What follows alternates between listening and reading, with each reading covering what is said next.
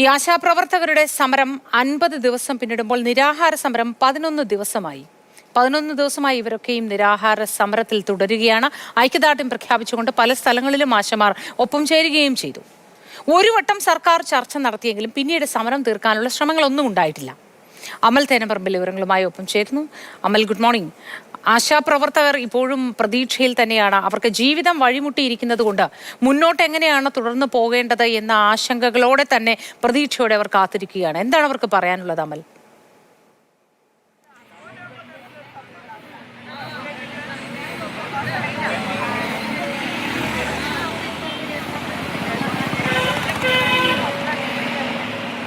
അമലിന് കേൾക്കാമെന്ന് കരുതുന്നു.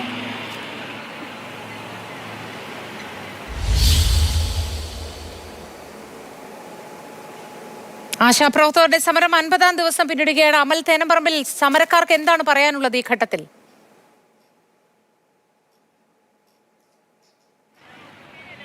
മോദി നിരാഹാര സമരം 12-ാം ദിവസത്തിലേക്കും ഇവരുടെ അനിശ്ചിതകാല സമരം 51-ാം ദിവസത്തിലേക്കും കടക്കുകയാണ്. 50 ദിവസം പിന്നിടുന്നു. പക്ഷേ ഈ സമരം ഇത്രയും ദിവസമാകുമ്പോഴും ഒരു വിധത്തിലുള്ള പ്രശ്നപരിഹാരവും ഉണ്ടാകുന്നില്ല എന്നുള്ളതാണ് ഏറ്റവും പ്രധാനപ്പെട്ട കാര്യം. ഇവർ ഉന്നയിക്കുന്ന ആവശ്യങ്ങൾ ന്യായമാണെന്ന് രാഷ്ട്രീയ കക്ഷി വ്യത്യാസമില്ലാതെ എല്ലാവരും പറയുമ്പോഴും, സർക്കാർ സംവിധാനങ്ങളും പറയുമ്പോഴും ഇവരുടെ പ്രശ്നപരിഹാരത്തിനുള്ള യാതൊരുവിധ നീക്കങ്ങളും നടക്കുന്നില്ല എന്നുള്ളതാണ് ഏറ്റവും പ്രധാനപ്പെട്ട കാര്യം. നിരാഹാരം ഇരിക്കുന്ന 3 ആളുകളുണ്ട്.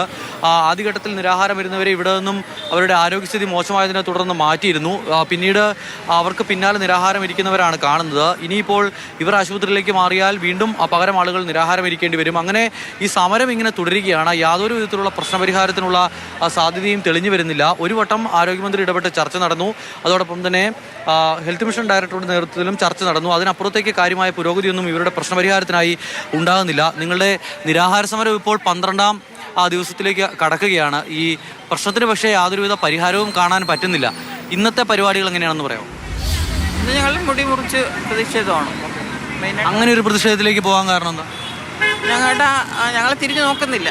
എന്നുവെച്ചാൽ പല തവണ നമ്മൾ അവരോട് ആവശ്യപ്പെട്ടിട്ടും അവരതൊന്നും ചെവി കൊള്ളാതെ അവരുടെ എന്ന് വെച്ചാൽ ഞങ്ങൾക്ക് നീതി നിഷേധിക്കുന്നു. അതാണ് മെയിൻ കാരണം. ഇപ്പോൾ എത്ര ദിവസമായി ചേച്ചി നിരാഹാരം കിടക്കാൻ തുടങ്ങിയിട്ട്? ഞാൻ 6 ദിവസമായി. 6 ദിവസമായി. ബാക്കി 2 ആളുകളോ? ഞങ്ങൾ 2 ആളും 6 ദിവസം, പുള്ളിക്കാരത്തി 3 ദിവസം. നിരാഹാര സമരം ഇവിടെ ഇങ്ങനെ തുടരുകയാണ്. അതോടൊപ്പം തന്നെ ഇന്നിപ്പോൾ വളരെ പ്രധാനപ്പെട്ട നേതാക്കന്മാരടക്കം ഇവിടേക്ക് എത്തും എന്നുള്ളതാണ് മനസ്സിലാക്കാൻ കഴിയുന്നത്. കേന്ദ്രമന്ത്രിമാരടക്കമുള്ളവർ ഇവിടെ വന്നുപോയി. വിവിധ രാഷ്ട്രീയ കക്ഷി നേതാക്കൾ, പ്രതിപക്ഷ നേതാവ് അടക്കമുള്ളവർ ഇവിടെ വന്നുപോയി. പ്രതിപക്ഷത്തെ മുഴുവൻ MLA-മാരും ഇവിടെ വന്ന് ഐക്യദാർഢ്യം പ്രഖ്യാപിച്ചു പോയി. അങ്ങനെ ഐക്യദാർഢ്യങ്ങളൊക്കെ ഒരുപാട് ഉണ്ടാകുന്നുണ്ട്. പക്ഷേ സർക്കാർ ഇവരുടെ ആവശ്യങ്ങൾ കേൾക്കാൻ തയ്യാറാകുന്നില്ല എന്നുള്ളതാണ് നിലവിലെ പ്രതിസന്ധി. ഇന്നിപ്പോൾ 11 മണിയോട് കൂടിയായിരിക്കും ഇവരുടെ സമരത്തിൻ്റെ മറ്റൊരു മാർഗം എന്നുള്ള നിലയ്ക്ക് പലവിധത്തിലുള്ള സമരമാർഗങ്ങളിലൂടെയും ഇവർ കടന്നുപോയി. ഇന്നിപ്പോൾ മുടി മുറിച്ചുള്ള ഒരു പ്രതിഷേധം കൂടി ആശാ വർക്കർമാരുടെ ഭാഗത്തു നിന്നും ഉണ്ടാവുകയാണ്.